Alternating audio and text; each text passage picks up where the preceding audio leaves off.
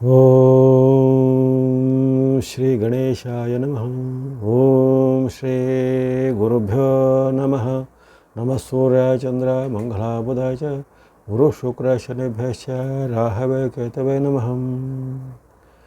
ಹಿಮಕುಂದ ಮೃಣಾಲಾಭಂ ದೈತ್ಯಾನಾಂ ಪರಮಂ ಗುರುಂ ಸರ್ವಶಾಸ್ತ್ರ ಪ್ರವಕ್ತಾರಂ ಭಾರ್ಗವಂ ಪ್ರಣಮಾಮ್ಯಹಂ.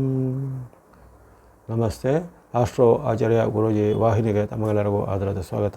ವಾಹಿನಿಯನ್ನು ನಿರಂತರ ವೀಕ್ಷಿಸಿ ಪ್ರೋತ್ಸಾಹಿಸಿ ಸಬ್ಸ್ಕ್ರೈಬ್ ಮಾಡುವಂಥ ತಮಗೆಲ್ಲರಿಗೂ ಅನಂತ ಧನ್ಯವಾದಗಳನ್ನು ಸಲ್ಲಿಸುತ್ತಾ ಇವತ್ತಿನ ವಿಶೇಷ ಕಾರ್ಯಕ್ರಮ ಶುಕ್ರನ ಸಿಂಹ ಗೋಚಾರದ ಫಲ ವಿಶ್ಲೇಷಣೆಗೆ ಸ್ವಾಗತ. ಶುಕ್ರ ಗ್ರಹವು ಇದೇ ಜುಲೈ ತಿಂಗಳ 4ರಂದು ಅಲ್ಲಿ ಸಿಂಹ ರಾಶಿಯನ್ನು ಪ್ರವೇಶಿಸುವಂತಹ ಘಟನೆ ಜರುಗುತ್ತೆ. ಮುಂದಿನ 28 ದಿನಗಳು ಅಂದರೆ ಸುಮಾರು ಜುಲೈ 31ರವರೆಗೂ ಅಲ್ಲಿ ಶುಕ್ರನು ಸಿಂಹ ರಾಶಿಯಲ್ಲಿರ್ತಾನೆ. ಕ್ಷಿಪ್ರವಾಗಿ ರಾಶಿ ಪರಿವರ್ತನೆ ಮಾಡುವಂಥ ಗ್ರಹಗಳ ಪಟ್ಟಿಯಲ್ಲಿ ಶುಕ್ರನು ಸೇರಿದ್ದಾನೆ. ಬುಧ, ಶುಕ್ರ ಇವರೆಲ್ಲರೂ ಕ್ಷಿಪ್ರವಾಗಿ ತಮ್ಮ ರಾಶಿಯನ್ನು ಪರಿವರ್ತನೆ ಮಾಡ್ತಾಯಿದ್ದಾರೆ. ಯಾವ ರೀತಿ ಸೂರ್ಯನು ತಿಂಗಳಿಗೊಮ್ಮೆ ರಾಶಿ ಪರಿವರ್ತನೆ ಮಾಡ್ತಾರೋ ಅದೇ ರೀತಿ ಶುಕ್ರನು ಸಹ ತಿಂಗಳಿಗೊಮ್ಮೆ ಅಥವಾ ಕೆಲವೊಂದು ಸಾರಿ ಈ ವಕ್ರಗತಿಯೆಲ್ಲ ಇದ್ದಾಗ 40-48 ದಿನ ಇತ್ಯಾದಿಗಳಿಗೆಲ್ಲ ಶುಕ್ರನ ಪರಿವರ್ತನೆ ಆಗುತ್ತೆ. ಕೆಲವೊಂದು ಬಾರಿ 28 ದಿನ 26 ದಿನ ಇತ್ಯಾದಿಗಳು ಸಹ ಇರ್ತವೆ. ಹೀಗೆ ಶುಕ್ರನ ಚಲನೆ ಕ್ಷಿಪ್ರವಾಗಿ ಆಗುವಂಥದ್ದು. ಈ ಬಾರಿ ಸಿಂಹ ರಾಶಿಗೆ ಶುಕ್ರನ ಪ್ರವೇಶ ಆಗುವಂಥದ್ದು. ಅಲ್ಲಿ ಕೇತುವಿನ ಯುತಿ ಸಿಗುತ್ತೆ. ಶುಕ್ರನಿಗೆ ಕೇತು ಅಲ್ಲಿ ಸ್ಥಿತನಾಗಿದ್ದಾನೆ ಸಿಂಹರಾಶಿಯಲ್ಲಿ. ಈಗಿನ ಸದ್ಯದ ಗೋಚಾರದಲ್ಲಿ ಅಲ್ಲಿ ರಾಹು ಕುಂಭದಲ್ಲಿಯೂ ಕೇತು ಸಿಂಹದಲ್ಲಿಯೂ ಇರುವಂಥದ್ದು. ಅಲ್ಲಿ ಸಿಂಹದಲ್ಲಿ ಇರತಕ್ಕಂತಹ ಕೇತುವಿಗೆ ಅಲ್ಲಿ ಶುಕ್ರನ ಯುತಿ ಸಿಗುತ್ತೆ. ಇದರ ಪರಿಣಾಮ ಕೆಲವೊಂದು ವಿಚಾರದಲ್ಲಿ ವ್ಯತಿರಿಕ್ತ ಪ್ರಭಾವಗಳಾಗ್ಬೋದು. ಜಾಗತಿಕವಾಗಿ ಶುಕ್ರನ ಸಿಂಹ ಪ್ರವೇಶ ಅಷ್ಟೊಂದು ಉತ್ತಮ ಫಲವನ್ನು ನೀಡುವುದಿಲ್ಲ. ಯಾಕಂದರೆ ಶುಕ್ರನಿಗೆ ಸಿಂಹ ರಾಶಿ ಅಷ್ಟೇನೂ ಉತ್ತಮವಾದ ಸ್ಥಾನ ಅಲ್ಲ. ಆತನ ಪ್ರಿಯವಾದ ಮನೆ ಏನೂ ಅಲ್ಲ, ಅದು ಅಪ್ರಿಯವಾದ ಮನೆ ಅಂತ ಹೇಳ್ತಾನೆ. ಸಿಂಹ ರಾಶಿಯು ಸೂರ್ಯನ ಒಂದು ಸ್ವಕ್ಷೇತ್ರ ಆಗಿರುತ್ತೆ. ಸೂರ್ಯ ಭಗವಂತನ ಕ್ಷೇತ್ರವಾಗಿರುವಂಥ ಸಿಂಹರಾಶಿಗೆ ಶುಕ್ರನ ಪ್ರವೇಶ ಆಗೋದು. ಶುಕ್ರನಿಗೂ ಸೂರ್ಯನಿಗೂ ಅಷ್ಟೊಂದು ಮೈತ್ರಿ ಇರುವುದಿಲ್ಲ, ವೈರುಧ್ಯ ಅಥವಾ ಶತ್ರುತ್ವ ಇರುತ್ತೆ. ಹಾಗಾಗಿ ಅಲ್ಲಿ ಅನೇಕ ರೀತಿಯ ವೈರುಧ್ಯದ ಘಟನೆಗಳು ಸಾರ್ವಜನಿಕ ಫಲದಲ್ಲಿ ಆಗುತ್ತೆ.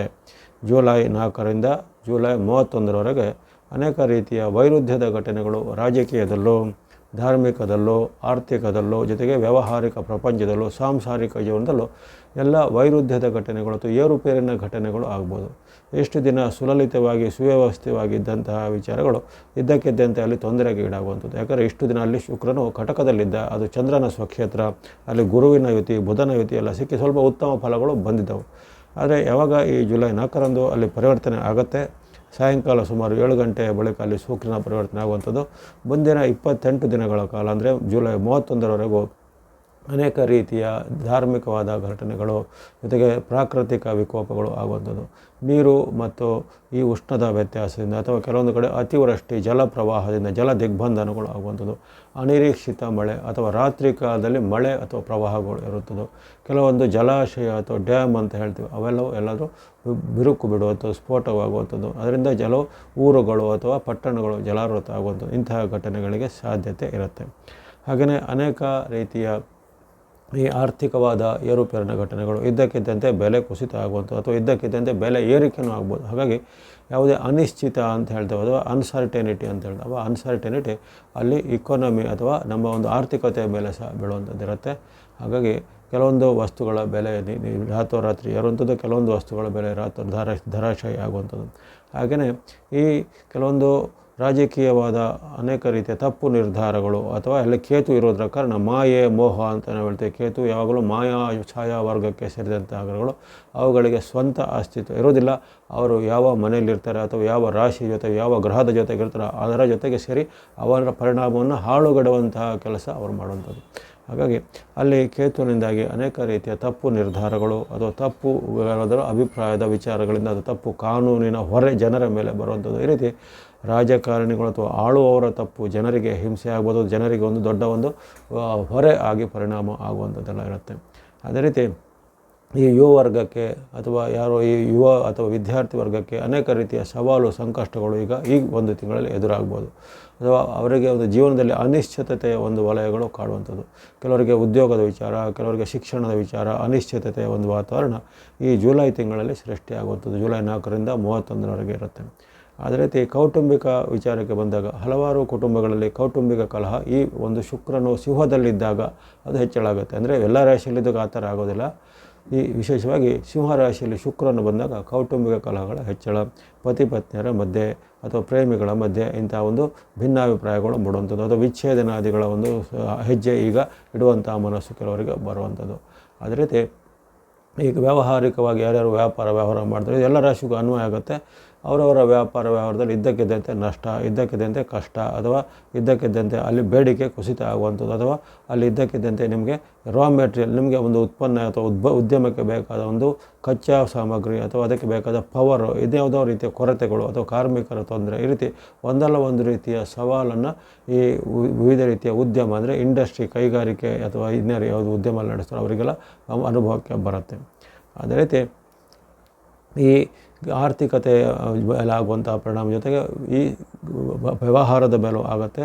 ಅದೇ ರೀತಿ ಶಿಕ್ಷಣದ ಕ್ಷೇತ್ರದಲ್ಲೂ ಸಹ ಹಾಗೆ ಅನೇಕ ರೀತಿಯ ಶಿಕ್ಷಣ ಕ್ಷೇತ್ರದಲ್ಲಿ ಇರೋದಂತಹ ಒಂದು ವಿಚಾರದಲ್ಲಿ ಅನೇಕ ರೀತಿಯ ಅಡ್ಡ ಪರಿಣಾಮಗಳು, ಅಂದರೆ ವಿದ್ಯಾರ್ಥಿಗಳು ಮತ್ತು ಅಲ್ಲಿ ಪಾಲಕರ, ಪೋಷಕರ ಹಾಗೂ ಆ ಒಂದು ಆಡಳಿತ ಮಂಡಳಿ, ಮ್ಯಾನೇಜ್ಮೆಂಟ್ ಅಂತೇವೆ, ಅದರ ನಡುವೆ ಆಗುವಂಥ ಕಲಹ ಇರ್ಬೋದು, ಅಥವಾ ಈ ಸರ್ಕಾರ ಮತ್ತು ವಿದ್ಯಾಸಂಸ್ಥೆಗಳ ನಡುವೆ ಯಾವುದೇ ಕಲಹಗಳು ಇರ್ಬೋದು, ಅದು ಕಾನೂನು ಸಮರ ಅಂತ ಹೇಳ್ತೀವಿ, ಅಂಥ ಒಂದು ಲೀಗಲ್ ಬ್ಯಾಟಲ್, ಅಂಥ ಒಂದು ಕಾನೂನು ಸಮರಗಳು ಸಹ ಈಗ ಏರ್ಪಡುವಂಥ ಸಾಧ್ಯತೆ ಬರುತ್ತೆ. ಏನು ಯಾವುದೇ ರೀತಿಯ ಈ ಪ್ರವಾಸ, ಪ್ರಯಾಣ ಅಥವಾ ವಿಮಾನಯಾನ, ನೌಕಾಯಾನ ಮುಂತಾದವುಗಳಲ್ಲಿ ಅಲ್ಲಲ್ಲಿ ಅವಘಡಗಳು ಒಂದು ಸಾಧ್ಯತೆ ಜಾಸ್ತಿ ಇರುತ್ತೆ ಈ ಒಂದು ಕಾಲದಲ್ಲಿ. ಅಂಥ ಒಂದು ಬೇರೆ ಬೇರೆ ರೀತಿಯ, ಉದಾಹರಣೆಗೆ ವಿಮಾನ ದುರಂತಗಳು ಆಗ್ಬೋದು, ಅಥವಾ ನೌಕಾ ದುರಂತಗಳು ಆಗುವಂಥದ್ದು, ಅಥವಾ ವಿದೇಶಕ್ಕೆ ಪ್ರಯಾಣ ಮಾಡುವಂಥ ಕೆಲವೊಂದು ವಿಚಾರದಲ್ಲಿ ಅಲ್ಲಿ ಅವಘಡಗಳು, ಅಪಘಾತಗಳು ಸಂಭವಿಸುವಂಥದ್ದು. ಈ ರೀತಿ ಈ ಶುಕ್ರನ ಸಿಂಹ ಗೋಚಾರ ಅಷ್ಟೇನೂ ಉತ್ತಮವಾಗಿ ಕಂಡುಬರೋದಿಲ್ಲ. ಜಾಗತಿಕವಾಗಿಯೂ ಸಾರ್ವತ್ರಿಕವಾಗಿಯೂ ಅನೇಕ ರೀತಿಯ ಅಡ್ಡ ಪರಿಣಾಮಗಳು, ಆರ್ಥಿಕ, ಧಾರ್ಮಿಕ, ರಾಜಕೀಯ ಜೊತೆಗೆ ವೈಯಕ್ತಿಕ ಎಲ್ಲದರ ಮೇಲೂ ಸ್ವಲ್ಪ ಅಡ್ಡ ಪರಿಣಾಮ ಜಾಸ್ತಿ ಇರುತ್ತೆ. ಯಾಕಂದರೆ ಅಪ್ರಿಯವಾದ ತನ್ನ ಕ್ಷೇತ್ರದಲ್ಲಿ ಶುಕ್ರನ ಪ್ರವೇಶ, ಜೊತೆಗೆ ಅಲ್ಲಿ ಕೇತುವಿನ ಯುತಿ ಸಿಗುವಂಥ ಕಾರಣ ಹಲವಾರು ಮಾಯಾ ಛಾಯಾ ಪರಿಣಾಮಗಳು ಜನಮಾನಸದಲ್ಲೂ ಆಗುವಂಥದ್ದು, ಜೊತೆಗೆ ಆರೋಗ್ಯದ ವಿಚಾರದಲ್ಲೂ ಹಾಗೆ ಜನರಿಗೆ ಯಾವುದೇ ರೀತಿಯ ಗುಪ್ತವಾದ ತೊಂದರೆಗಳು ಆರೋಗ್ಯದ ಮೇಲೆ ಬರುವಂಥದ್ದು, ಅಥವಾ ಕಾಯಿಲೆ ಏನೂ ಇಲ್ಲದೆ ಅನೇಕ ರೀತಿಯ ತೊಂದರೆಗಳು ಅನುಭವಿಸೋದಾಗಲಿ, ಅಥವಾ ಕೆಲವೊಂದು ಈ ದಿಢೀರಾಗಿ ಹರಡುವಂಥ ಕ್ಷಿಪ್ರ ಸಾಂಕ್ರಾಮಿಕಾದಿಗಳು ಈ ಕಾಲದಲ್ಲಿ ವ್ಯಕ್ತ ಆಗುವಂಥದ್ದು. ಇವೆಲ್ಲವೂ ಈ ಸಾರ್ವತ್ರಿಕ ಫಲದಲ್ಲಿ ಕಂಡುಬರುತ್ತೆ. ಈ ಸಾರ್ವತ್ರಿಕ ಶುಕ್ರನ ಫಲದ ಬಳಿಕ ನಾವು ಗಮನಿಸುವಂಥದ್ದು ಶುಕ್ರನ ಪ್ರಭಾವ ರಾಶಿಗಳ ಮೇಲೆ. ವಾಸ್ತವವಾಗಿ ಶುಕ್ರನು ಶುಭಗ್ರಹ ಪಟ್ಟಿಯಲ್ಲಿದ್ದಾನೆ. ಆತನಿಂದ ನಮಗೆ ಹಣದ ವಿಚಾರ ಇರ್ಬೋದು, ಜೊತೆಗೆ ನಮ್ಮ ಒಂದು ಸಾಂಸಾರಿಕ ಜೀವನದ ಒಂದು ವಿಶೇಷವಾದ ಸುಖಗಳ ಅನುಭವ ಇರ್ಬೋದು, ಲೈಂಗಿಕವಾದ ತೃಪ್ತಿ ಇರ್ಬೋದು, ಕಾಮದ ಪೂರೈಕೆಗಳಿರ್ಬೋದು. ಅದೇ ರೀತಿ ಹಣ ಮತ್ತು ನಮ್ಮ ಒಂದು ಸುಖಕ್ಕಾಗಿ ಧನ ಮತ್ತು ಸುಖವನ್ನು ವಿಶೇಷವಾಗಿ ಶುಕ್ರನು ಅಲ್ಲಿ ಸಂಕೇತಿಸುತ್ತಾನೆ. ಹಾಗಾಗಿ ಈ ಒಂದು ರಾಶಿಗಳ ಮೇಲೆ ಆತನ ಪ್ರಭಾವ ಮೊದಲನೇದಾಗಿ ಮೇಷರಾಶಿ ಮೇಲೆ ಹೇಗಿದೆ ನೋಡೋಣ. ಮೇಷರಾಶಿಗೆ ಈ ಬಾರಿ ಧನವೃದ್ಧಿ ಆಗುವಂಥದ್ದು, ಪಂಚಮದಲ್ಲಿ ನಿಮ್ಮ ರಾಶಿಯಿಂದ ಪಂಚಮದಲ್ಲಿ ಆಗುವಂಥ ಶುಕ್ರನ ಪರಿವರ್ತನೆ ಈ ಬಾರಿ ನಿಮಗೆ ಅಲ್ಲಿ ಉತ್ತಮ ಪರಿಣಾಮ ನಿರೀಕ್ಷೆ ಮಾಡ್ಬೋದು. ಹಣಕಾಸಿನ ಅಭಿವೃದ್ಧಿ ಆಗುತ್ತೆ, ವ್ಯಾಪಾರ ಉದ್ಯಮ ಪ್ರಗತಿ ಆಗುತ್ತೆ, ಜೊತೆಗೆ ಅನೇಕ ರೀತಿಯ ಶುಭ ಸಮಾರಂಭಗಳಲ್ಲಿ ಪಾಲ್ಗೊಳ್ಳುವಂಥದ್ದು, ಉತ್ತಮವಾದ ಆಹಾರ ಭೋಜನ ಸೇವಂಥ ಅವಕಾಶ, ಗುರು ಹಿರಿಯರ ಜೊತೆಗೆ ನಿಮ್ಮ ಒಂದು ಅನೇಕ ರೀತಿಯ ಭೇಟಿ ಆಗುವಿಕೆ, ಜೊತೆಗೆ ಸಾಂಸಾರಿಕವಾಗಿ ಪತಿ ಪತ್ನಿಯರು ಹಾಗೂ ನಿಮ್ಮ ಮಕ್ಕಳ ಜೊತೆ ಉತ್ತಮವಾದ ಬಾಂಧವ್ಯ ಮೂಡುವಂಥದ್ದು. ಕೆಲವರಿಗೆ ವಿದೇಶ ಯಾತ್ರೆ, ವಿದೇಶದ ಪ್ರಯಾಣ ಅಥವಾ ವಿದೇಶದಲ್ಲಿ ಮಾಡುವಂಥ ಯಾವುದೇ ರೀತಿಯ ಉತ್ಪನ್ನಗಳ ಒಂದು ಮಾರಾಟ ಇತ್ಯಾದಿಗಳನ್ನು ಮಾಡುವಂಥ ಅವಕಾಶಗಳು ಕೆಲವೊಬ್ಬರಿಗೆ ಒದಗಿ ಬರ್ಬೋದಾಗಿದೆ. ಹಾಗಾಗಿ ಅನೇಕ ರೀತಿಯ ಉತ್ತಮ ಪ್ರಭಾವಗಳನ್ನು ಈ ಒಂದು ಮೇಷರಾಶಿಯವರು ಶುಕ್ರನ ಗೋಚಾರದಲ್ಲಿ ನಿರೀಕ್ಷೆ ಮಾಡ್ಬೋದು. ಉದ್ಯೋಗ, ವ್ಯಾಪಾರ, ಶಿಕ್ಷಣದಲ್ಲಿ ಸಹ ಉತ್ತಮ ಮುನ್ನಡೆ ನಿಮಗೆ ಇದೆ. ಮೇಷರಾಶಿಗೆ ಉತ್ತಮ ಫಲದ ನಿರೀಕ್ಷೆ. ಹಾಗಾಗಿ ಅವರು ವಿಶೇಷವಾದ ಶುಭ ಫಲವನ್ನು ಈ ಶುಕ್ರನ ಸಿಂಹದ ಗೋಚಾರದಲ್ಲಿ ಪಡೆಯಬಹುದು. ಆಸಕ್ತಿ ಇದ್ದರೆ ಕೊನೆಗೆ ಹೇಳತಕ್ಕಂಥ ಶುಕ್ರನಿಗೆ ಸಂಬಂಧಿತವಾದ ಶ್ಲೋಕ ಪ್ರಾರ್ಥನೆಗಳನ್ನು ನೀವು ಮಾಡ್ಬೋದು. ಮುಂದೆ ವೃಷಭ ರಾಶಿಗೆ ಈ ಒಂದು ಚತುರ್ಥದ ಚಲನೆ ನಿಮ್ಮ ರಾಶಿಯಿಂದ 4ನೇ ಮನೆಯಲ್ಲಾಗುವಂಥ ಪರಿವರ್ತನೆ ನಿಮಗೂ ಉತ್ತಮ ಫಲವನ್ನು ನೀಡುತ್ತಾನೆ ಶುಕ್ರನು. ವಿಶೇಷವಾಗಿ ನಿಮ್ಮ ರಾಶಾಧಿಪತಿಯಾದಂಥ ಶುಕ್ರನು ಈ ಬಾರಿ ನಿಮಗೆ ಅನೇಕ ರೀತಿಯ ಲಾಭ, ಜಯ, ಸುಖವನ್ನು ಕೊಡ್ತಾನೆ. ಉದ್ಯೋಗದವರಿಗೆ ಉದ್ಯೋಗದಲ್ಲಿ ಪ್ರಗತಿ ಅಥವಾ ಉದ್ಯೋಗದಲ್ಲಿ ಏನಾದರೂ ನಿಮ್ಮ ಹೆಚ್ಚಿನ ಸಾಧನೆ ಮಾಡುವಂಥ ಅವಕಾಶ ಅಥವಾ ನಿಮಗೆ ಸಿಗಬೇಕಾದ ಸವಲತ್ತುಗಳು, ಸೌಲಭ್ಯ ಅಥವಾ ಬೋನಸ್ಸು ಅಥವಾ ಇನ್ಕ್ರಿಮೆಂಟ್ ಇತ್ಯಾದಿ ಸಿಗುವಂಥದ್ದು. ವಿದ್ಯಾರ್ಥಿಗಳಿಗೂ ಅವರು ಅಪೇಕ್ಷೆ ಪಟ್ಟಂಥ ಸೀಟು, ಸ್ಥಾನಮಾನಗಳು ಸಿಗ್ಬೋದು. ವ್ಯಾಪಾರಿಗಳಿಗೆ ವ್ಯಾಪಾರದಲ್ಲಿ ಪ್ರಗತಿ. ಅದೇ ರೀತಿ ಮನೆಯಲ್ಲಿರ್ತಕ್ಕಂತಹ ಗೃಹಿಣಿಯರಿರ್ಬೋದು ಅಥವಾ ಇನ್ನಿತರ ಯಾವುದೇ ರೀತಿಯ ಸ್ತ್ರೀ ವರ್ಗದವರು ಇರ್ಬೋದು, ಅವರಿಗೂ ಹಾಗೆ ಅವರ ಒಂದು ಕೋರಿಕೆ, ಬೇಡಿಕೆಗಳು ಈಡೇರುವಂಥದ್ದು. ಶುಭ ಕಾರ್ಯಗಳು ನಿಗದಿಯಾಗುವುದು. ಕೆಲವರಿಗೆ ಮದುವೆ ಮುಂಜಿ ಫಿಕ್ಸ್ ಆಗುವಂಥದ್ದು. ದೂರ ಪ್ರಯಾಣ ಅಥವಾ ವಿದೇಶ ಪ್ರಯಾಣ ಮಾಡುವಂಥ ಅವಕಾಶ. ಬಂಧು ಮಿತ್ರರ ಜೊತೆಗೆ ಬಾಂಧವ್ಯ ವೃದ್ಧಿ ಆಗುವಿಕೆ. ಈ ರೀತಿ ಹಲವಾರು ಉತ್ತಮ ಪ್ರಯೋಜನಗಳನ್ನು ಈ ವೃಷಭ ರಾಶಿಯವರು ನಿರೀಕ್ಷೆ ಮಾಡ್ಬೋದು. ರಾಶಿಯಾಧಿಪತಿಯಾದ ಶುಕ್ರನ ಅನುಗ್ರಹ ನಿಮಗೆ ಸುಖವನ್ನು, ಲಾಭವನ್ನು, ಜಯವನ್ನು, ಯಶವನ್ನು, ಕೀರ್ತಿಯನ್ನು ಕೊಡಲಿಕ್ಕೆ ಶುಕ್ರನ ಒಂದು ಗೋಚಾರ ನಿಮಗೆ ಸಾಧ್ಯತೆ ಇದೆ. ಆಸಕ್ತಿ ಉಳ್ಳಂಥ ವೃಷಭ ರಾಶಿಯವರು ಶುಕ್ರನಿಗೆ ಸಂಬಂಧಿತ ಶ್ಲೋಕ ಪ್ರಾರ್ಥನೆ ನೀವು ಸಹ ಮಾಡ್ಬೋದು. ಮುಂದೆ ಮಿಥುನ ರಾಶಿಗೂ ಅದ್ಭುತವಾದ ಉತ್ತಮ ಫಲ ತೃತೀಯ ಸ್ಥಾನದಿಂದ ಶುಕ್ರನು ಕೊಡ್ತಾ ಇದ್ದಾನೆ. ನಿಮ್ಮ ಏನು ಕೋರಿಕೆ ಬೇಡಿಕೆಗಳು ಈ ಕಾಲದಲ್ಲಿ ಈಡೇರ್ತವೆ. ವ್ಯಾಪಾರ ಉದ್ಯಮ ಎಲ್ಲ ಚೆನ್ನಾಗಿ ನಡೀತಾ ಹೋಗುತ್ತೆ. ಕೆಲವರಿಗೆ ಪ್ರವಾಸ ಹೋಗುವಂಥ ಅವಕಾಶ, ದೂರ ಪ್ರಯಾಣ, ವಿದೇಶ ಪ್ರಯಾಣದ ಅವಕಾಶ ಒದಗಿ ಬರ್ಬೋದು. ಇನ್ನು ಕೆಲವರಿಗೆ ಉದ್ಯೋಗದ ವಿಚಾರವಾಗಿನೋ ಅಥವಾ ಶಿಕ್ಷಣದ ವಿಚಾರವಾಗಿನೋ ಅಥವಾ ಇನ್ನಿತರ ಯಾವುದೇ ರೀತಿಯ ತಮ್ಮ ಒಂದು ಉದ್ಯೋಗದಲ್ಲಿ ಬರತಕ್ಕಂಥ ಕಾರ್ಯಭಾರದ ನಿಮಿತ್ತ ದೂರದ ದೇಶಗಳಿಗೆ, ವಿದೇಶಗಳಿಗೆ ಹೋಗುವಂಥ ಅವಕಾಶ ಆಕಸ್ಮಿಕವಾಗಿ, ಅಂದರೆ ನೀವು ಅದನ್ನು ಯೋಜನೆ ಅಥವಾ ಪ್ಲ್ಯಾನ್ ಮಾಡಿಕೊಂಡಿರೋದಿಲ್ಲ, ಆಕಸ್ಮಿಕವಾಗಿ ಅಂತಹ ಒಂದು ಅವಕಾಶಗಳು ಬರುವಂಥದ್ದು. ಅದೇ ರೀತಿ ಶುಭ ಸಮಾರಂಭಗಳು ಪಾಲ್ಗೊಳ್ಳೋಕ್ಕೆ, ಬಂಧು ಮಿತ್ರರೇ ಭೇಟಿಯಾಗುವಂಥದ್ದು, ಜೊತೆಗೆ ಯಾವುದಾದ್ರೂ ನಿಮ್ಮ ಒಂದು ಪವಿತ್ರ ಕ್ಷೇತ್ರದಲ್ಲಿ ನಮಗೆ ದೇವತಾ ಅನುಭೂತಿಗಳು ಆಗುವಂಥದ್ದು, ಯಾತ್ರಾ ಕ್ಷೇತ್ರದಲ್ಲಿ. ಅದೇ ರೀತಿ ವ್ಯಾಪಾರ ಉದ್ಯಮದಲ್ಲಿ ಅನಿರೀಕ್ಷಿತ ಲಾಭಗಳು. ಹಾಗಾಗಿ ಹಲವಾರು ಅನಿರೀಕ್ಷಿತ ಘಟನೆಗಳು, ಅನಿರೀಕ್ಷಿತ ಲಾಭ, ಅನಿರೀಕ್ಷಿತವಾದ ಒಂದು ವಿದೇಶ ಪ್ರವಾಸ ಯೋಗ, ಅನಿರೀಕ್ಷಿತವಾದ ಯಾವುದೇ ರೀತಿಯ ಉದ್ಯೋಗದ ಒಪ್ಪಂದ ಇವೆಲ್ಲವೂ ಚೆನ್ನಾಗಿ ಜರುಗುವಂಥದ್ದು ಇದೆ. ವ್ಯಾಪಾರಿಗಳಿಗೆ, ಉದ್ಯಮಿಗಳಿಗೆ ಪ್ರಗತಿ ಇದೆ. ಕೃಷಿಕರಿಗೂ ಉತ್ತಮ ಫಲ, ಮಹಿಳೆಯರು ಗೃಹಿಣಿಯರಿಗೆ ಸಹ ಉತ್ತಮ ಫಲ ನಿರೀಕ್ಷೆ ಮಾಡ್ಬೋದು. ಮಿಥುನದವರು ಇದನ್ನು ಸದುಪಯೋಗಪಡಿಸಿಕೊಳ್ಳಿ. ಆಸಕ್ತಿ ಉಳ್ಳವರು ಕೊನೆಗೆ ಹೇಳತಕ್ಕಂಥ ಶುಕ್ರನಿಗೆ ಸಂಬಂಧಿಸಿದ ಶ್ಲೋಕ ಪ್ರಾರ್ಥನೆ ಹೇಳ್ಬೋದು.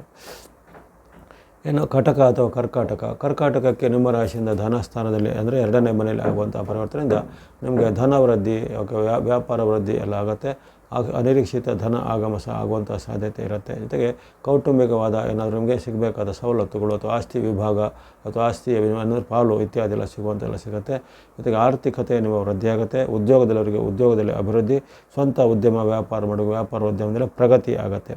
ಇನ್ನು ವಿವಾಹಿತರಿಗೆ ವಿವಾಹದಲ್ಲಿ ಅವರಿಗೆ ಸಂತತಿಯ ಫಲ ಆಗ್ಬೋದು, ಅಥವಾ ಅವಿವಾಹಿತರಿಗೆ ಅಪೇಕ್ಷಿತರಿಗೆ ವಿವಾಹ ಫಿಕ್ಸ್ ಆಗುವಂಥದ್ದು, ಮುಂತಾದ ಹಲವಾರು ಅನಿರೀಕ್ಷಿತವಾದ ಶುಭ ಘಟನೆಗಳು ಜರುಗುತ್ತವೆ.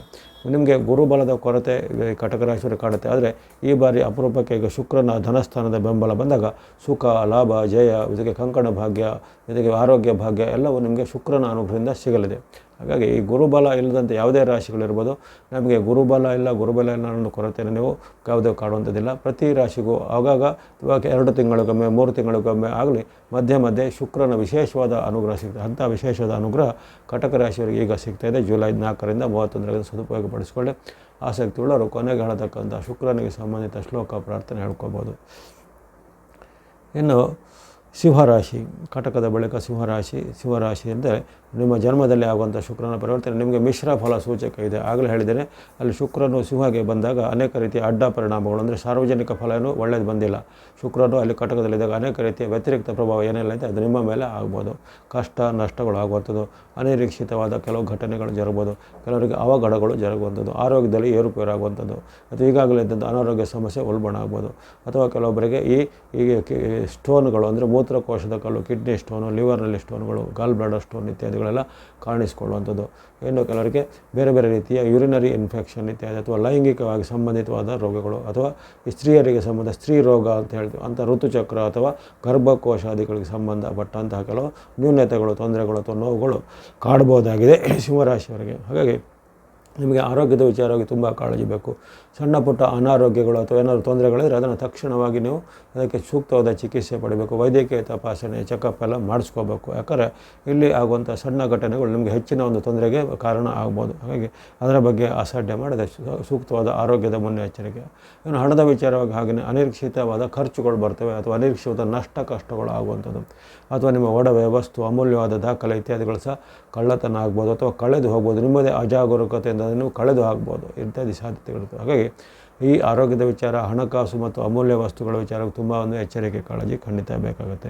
ಅದೇ ರೀತಿ ನಿಮಗೆ ಕೆಲವು ಈ ಬಾರಿ ದುರ್ವ್ಯಯ, ದುಶ್ಚಟ ಮಾಡುವಂಥ ದುರ್ಬುದ್ಧಿಗಳೆಲ್ಲ ಬರ್ತವೆ, ಅಥವಾ ದುಷ್ಟ ಮಿತ್ರರ ಸಹವಾಸ ಆಗ್ಬೋದು. ವಿಶೇಷವಾಗಿ ವಿದ್ಯಾರ್ಥಿಗಳಿಗೆ ಈ ಕಾಲದಲ್ಲಿ ದುಷ್ಟ ಮಿತ್ರರ ಸಹವಾಸ, ದುಶ್ಚಟಗಳ ಸಹವಾಸ ಎಲ್ಲ ಆಗುವಂಥ ಸಾಧ್ಯತೆ ಇರುತ್ತೆ.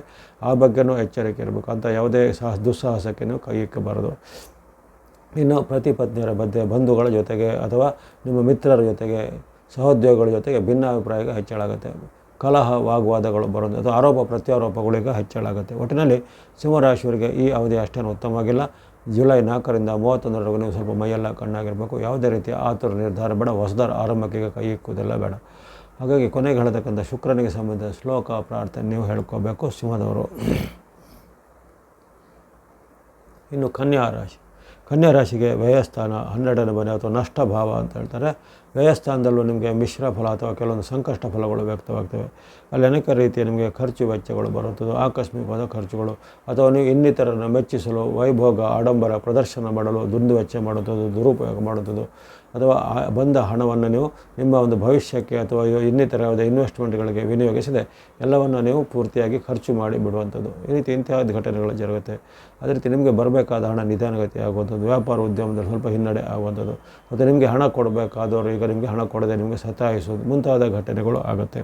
ಹಾಗೆಯೇ ನಿಮ್ಮದಲ್ಲದ ವಿಚಾರಕ್ಕೆ ನೀವು ಎಲ್ಲ ತಲೆ ಕೆಡಿಸ್ಕೊಂಡು ಅಲ್ಲಿ ನೀವು ಯಾವುದೋ ರೀತಿಯ ಒಂದು ನಷ್ಟ ಕಷ್ಟಗಳಿಗೆ ಒಳಗಾಗುವುದು, ಅಥವಾ ಇತರರಿಗೆ ಸಹಾಯ ಅಥವಾ ಇತರರಿಗೆ ಏನಾದರೂ ನಿಮ್ಮಿಂದ ಆಗುವಂತಹ ನೀವು ಸಹಾಯ ಸಲಹೆಗಳನ್ನು ಕೊಟ್ಟು ಅಲ್ಲಿ ಮಾಡಲಿಕ್ಕೆ ಹೋದಾಗ ಅಲ್ಲಿ ನಿಮಗೆ ಅದರಿಂದ ನಷ್ಟ ಕಷ್ಟಗಳಿಗೆ ಗುರಿಯಾಗುವಂಥದ್ದು. ಹಾಗಾಗಿ ಅನೇಕ ಅನಿರೀಕ್ಷಿತವಾದ ಘಟನೆಗಳಿಂದ ನಿಮಗೆ ಕಷ್ಟ, ನಷ್ಟ ಅಥವಾ ಅವಮಾನ, ವಿರೋಧ ಮುಂತಾದ ಘಟನೆಗಳಾಗ್ತವೆ.